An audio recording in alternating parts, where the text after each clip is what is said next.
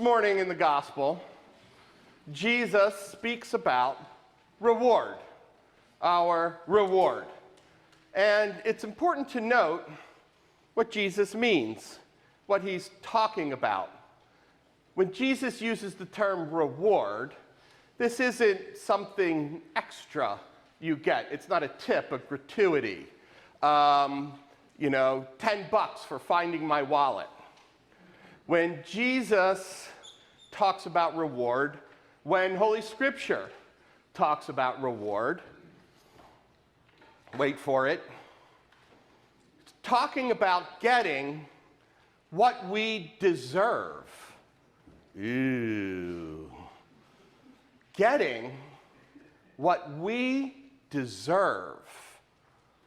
So Jesus is saying today, if you do this kind thing, you will get what you deserve. If you do this generous thing, you will get what you deserve. If you give even just a cup of cold water to one who is thirsty, you'll get what you deserve.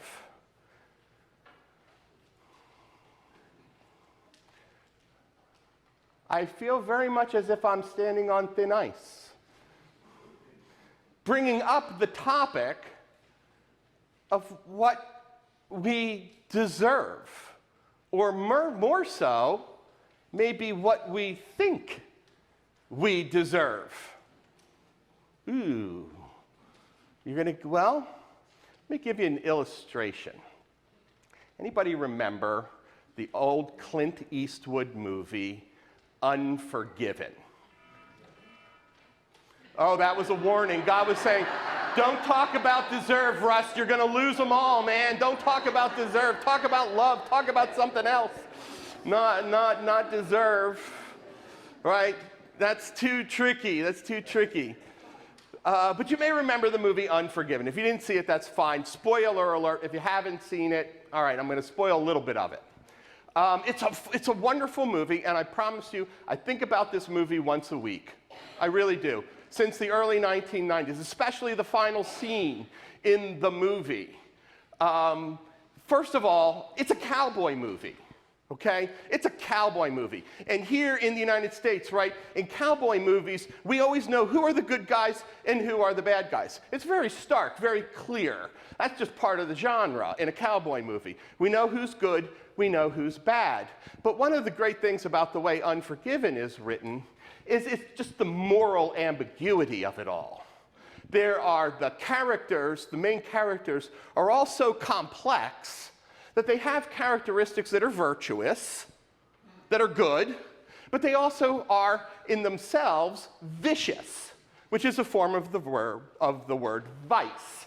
So you've got virtue and vice. You've got the virtuous and the vicious. And so it's a cowboy movie, but it's a cowboy movie in which it's not really clear who are the good guys and who are the bad guys. There's this moral ambiguity to it as we watch the movie unfold. But I tell you about it because at the very end of the movie, the great Gene Hackman, the late great Gene Hackman, who plays the sheriff in the movie Unforgiven. And he, right, if anyone here is an aficionado of Westerns, of any sort, who is often the good guy? The sheriff. Who's going to stand up against the bad guys? Why, the sheriff, right? Slow talking, not a lot of emotion, ready to do his duty. And this is the sense that Gene Hackman's character has of himself. He says, he has these speeches, and they're wonderful speeches. And in these speeches, he says things like, I hate assassins and men of low character. Great, you're the sheriff. That's awesome. But as the movie unfolds, of course, we learn all about this guy. And he is about as vicious a character as there is. So let me tell you how vicious he is. By the end of the movie, Gene Hackman has killed Morgan Freeman. Morgan Freeman! How can you kill Morgan Freeman and think you're a good guy? Morgan Freeman's on the electric company. He's on PBS. How How can you kill Morgan Freeman and put him up on display and say, I'm a good guy? Well, it's the way that he sees himself, the way that he's the sheriff. He's the good guy. He's the guy who's standing up against the assassins and the men of low character. And when we get to the final scene, the showdown between Clint Eastwood's character, the famous assassin, the famous murderer, and Gene Hackman, the sheriff, spoiler alert, it's a Western, and it ends with a gunfight. As well it should. It's a Western. I don't go to see a Western to have it end with a picnic. No. Right? Stay true to the genre. And true to the genre, it ends with a massacre. And there are two people really remaining. You have a wounded Gene Hackman lying on the barroom floor and an unscathed Clint Eastwood. And this is the line that I swear to you I think about at least once a week. Clint Eastwood points a gun, a loaded firearm, at Gene Hackman. And these are the last words Gene Hackman's character is ever going to speak, right? You know how important last words are? Do you have any last words? Why, yes, here's something profound, something pithy, some prayer for forgiveness. Tell my mother I loved her, whatever it may be. These are Gene Hackman's character's final words, and what does he say? He looks up at Clint Eastwood and says, I don't deserve this. I don't deserve this.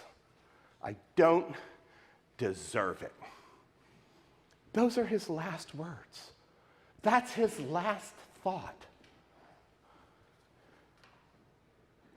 Because Clint Eastwood does kill him. It's that kind of movie. I don't deserve this. Is there a line that permeates modern culture as much as I don't deserve this? I don't deserve this. These things are happening to me, and I don't deserve them. Now let's pause for a minute and note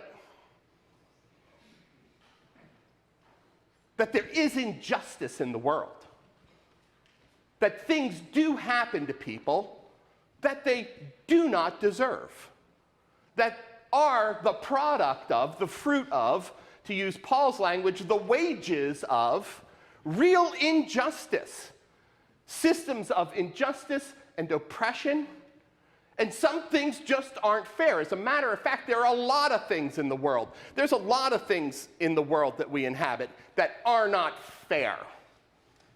And we call that inequity, injustice, inequity. Yeah, there is a lot of that. And there are things that happen that we don't deserve. We don't deserve them. They don't deserve them. So it is important to note that. And I think that's where the piece of discernment comes in. Because I will be out doom scrolling social media, and I'm listening to these posts of outrage and grievance. And what is the subtext? I was at this local fast food restaurant, and 5 of my French fries were soggy, and I don't deserve this. And you should ban this restaurant forever. Okay? I don't deserve this.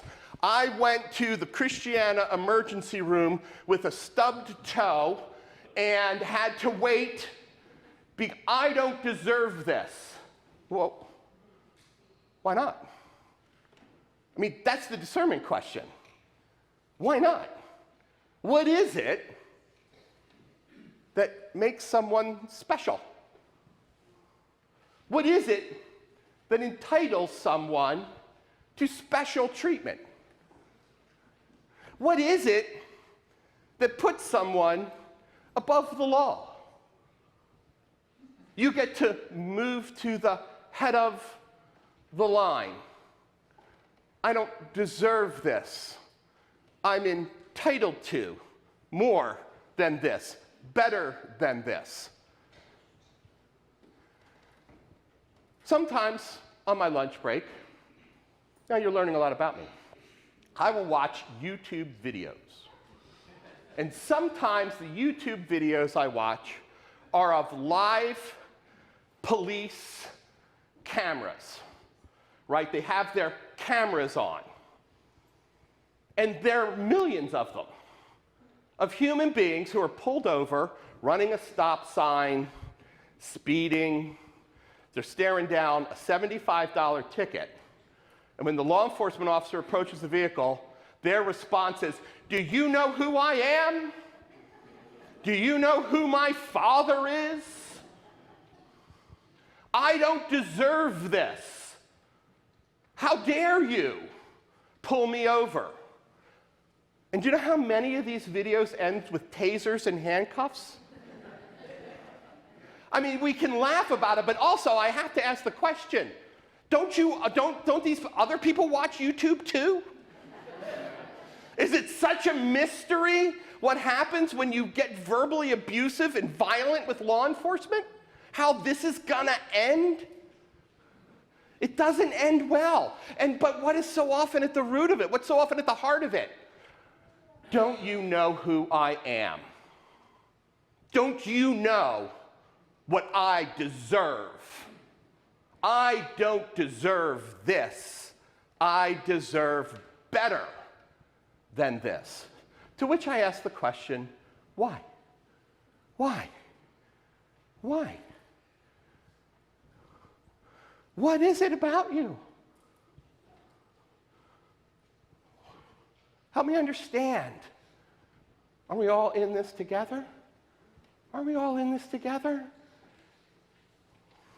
This expectation. And again, I really am not exaggerating when I say it just blows my mind. I think this is so well written. You've got a gun to your head. You've got 5 seconds left. You've got one more thing to say. And you say, I don't deserve this. And I juxtapose this with Jesus Christ. The second to last thing he says on the cross before it is finished and he dies. When he's got just a couple minutes left on the cross, what Jesus Christ says is, Father, forgive them, for they do not know what they are doing. Now, those are some last words, man, right? Father, forgive them, for they do not know what they are doing. Juxtapose that with, I don't deserve this. Now, here's the biggest spoiler alert of all, and it's the other thing I always think about when I think about this scene, and that is Clint Eastwood's response. Gene Hackman looks up at him and says, I don't deserve, and he's angry. I don't deserve this. And Clint Eastwood looks down at him and says, deserves got nothing to do with it. Can you imagine? Deserves got nothing to do with it. Nothing to do with it. Well, that is a worldview. That is a way of interpreting the world. And it's a line, it's an idea that reflects the whole movie, right? This movie of real moral ambiguity, a movie without good guys and without bad guys, with really complex human people. And it's easy to live, I think, sometimes, with the idea that deserves got nothing to do with it. Injustice, oppression, inequality, inequity, all that is unfair in the world, deserves got nothing to do with it. It's just the way the world is. Or the flip side of that, people who believe in themselves for whatever reason, that they're entitled to more, to better, to something bigger. Deserve's got nothing to do with it. But let's just conclude this morning, circle back to Jesus' gospel. Jesus is teaching us this morning that from God's point of view, deserve has everything to do with it. That deserve has everything to do with it. Remember, this is what Jesus means when he uses the word reward. And the idea here, and we get this in Paul's letter to the Romans, this idea of wages. And what the gospel is teaching us this morning is that we get what we give. And why would we expect anything different? St. Paul in the letter to the Romans is saying, you put sin into the world, you put violence, chaos, destruction, death, participate in the injustice of the world, exacerbate the inequity of the world. Yeah, you'll get paid back. Your reward will be what you put into the world. Put sin into the world, why would we expect anything other than sin in return? Put death into the world, why would we expect anything but death in return? And what Jesus is saying in his way to us this morning is very simple.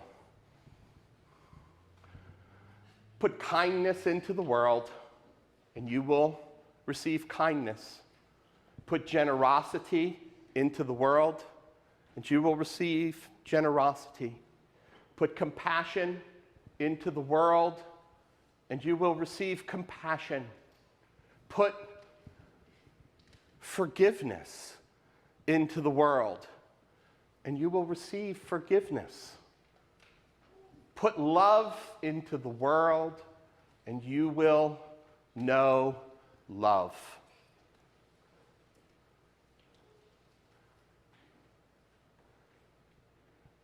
The movie aside, what the gospel teaches us is that deserve has absolutely everything to do with it. And why would we expect anything different?